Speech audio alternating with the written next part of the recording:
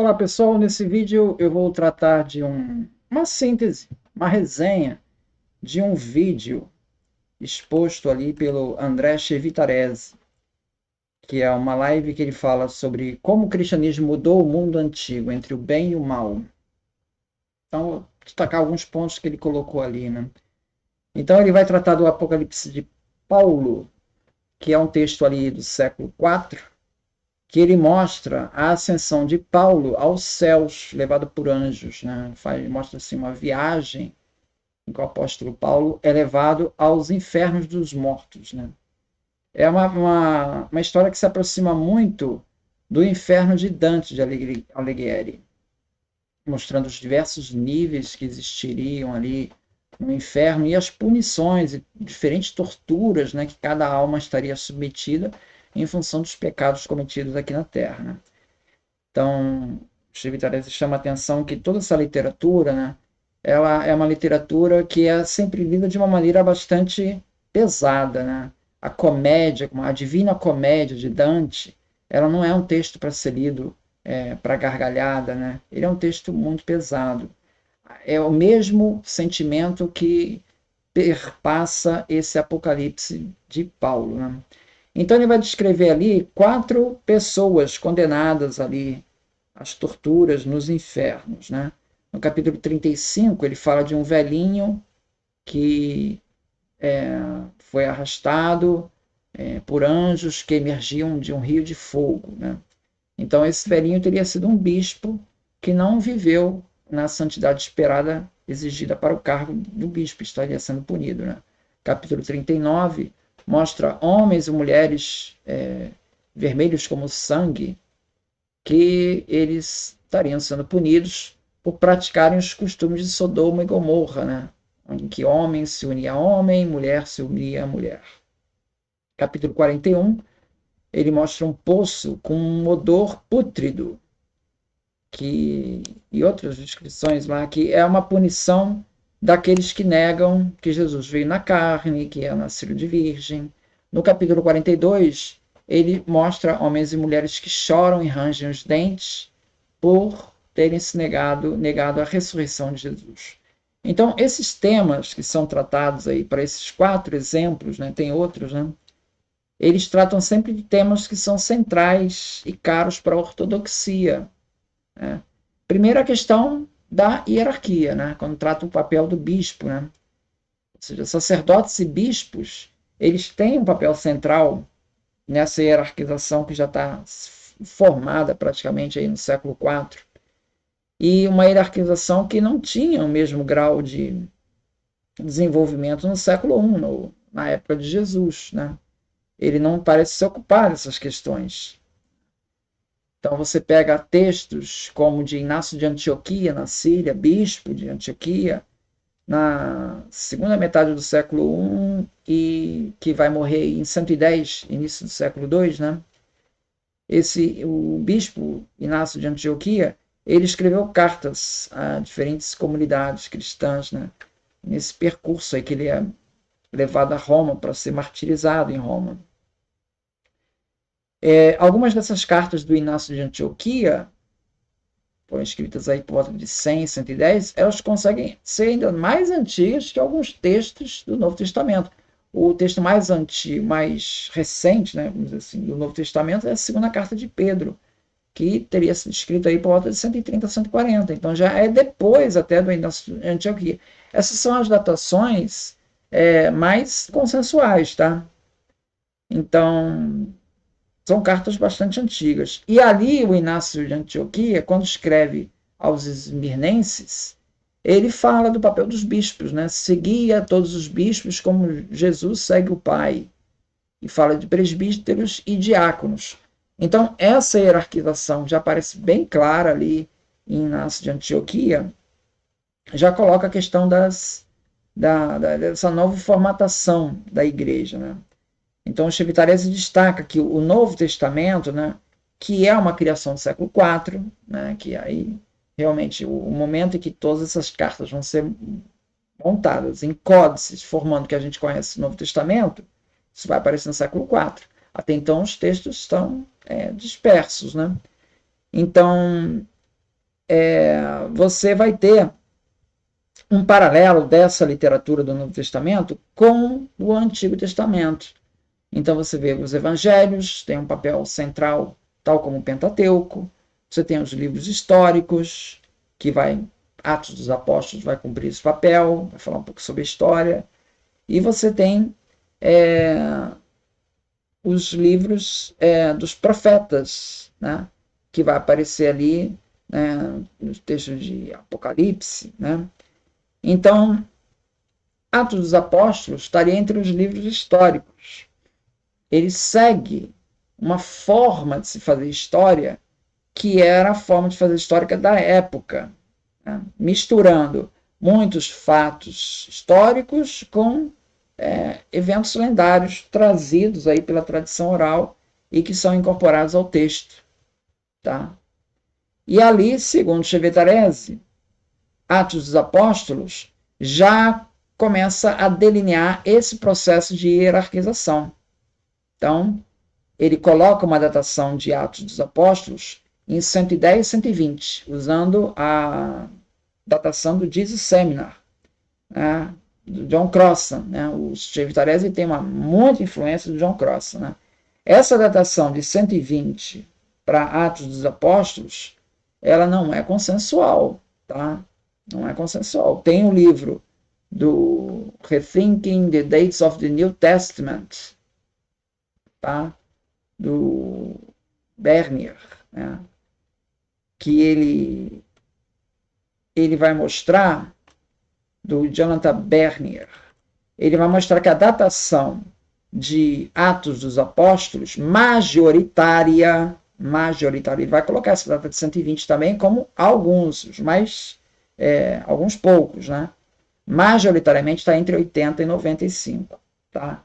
E se a gente for pegar um texto aqui, que não é um texto fundamentalista, tá? Chevetarese, olha só, esse texto daqui é o texto do Helmut Kessler, tá? Então, o texto do Helmut Kessler, o que ele vai falar aqui do Atos dos Apóstolos?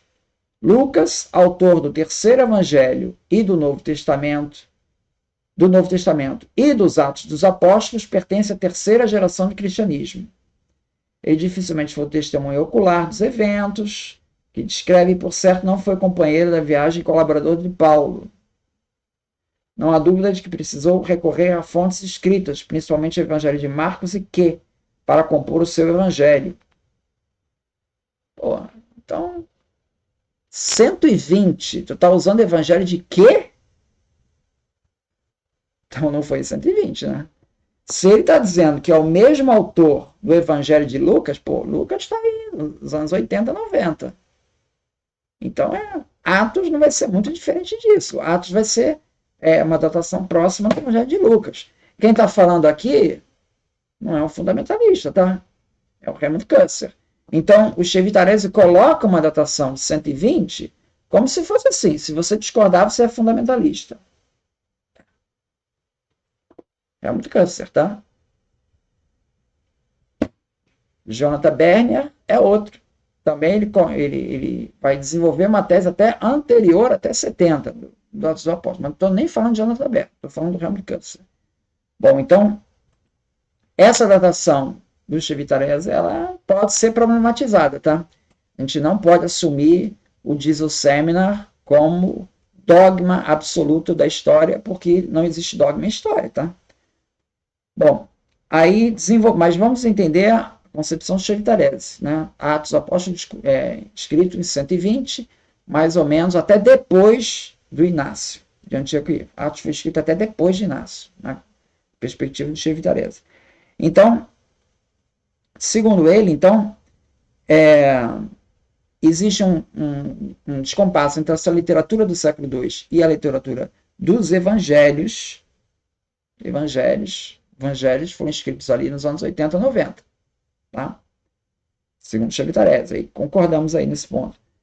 Então, segundo ele, os evangelhos, eles tratam com desdém os 12 apóstolos, né? O apóstolo é aquele que traz Jesus, o Judas Iscariotes, é aquele que mente no Pedro, é aquele que dorme na transfiguração, aquele que foge no momento da cruz. Então, os apóstolos são descritos nos evangelhos como covardes, como ignorantes, tá? Não é essa perspectiva que vai aparecer ali nessa literatura do século II. No século II vai começar a construir conceitos como sucessão apostólica, tradição apostólica, que segundo Chevitarese não está nos evangelhos, no século I, tá? Esse é outro ponto também que é problemático da argumentação do Chevitarese, né? Segundo ele, as cartas paulinas também não mostram nada de hierarquização, né?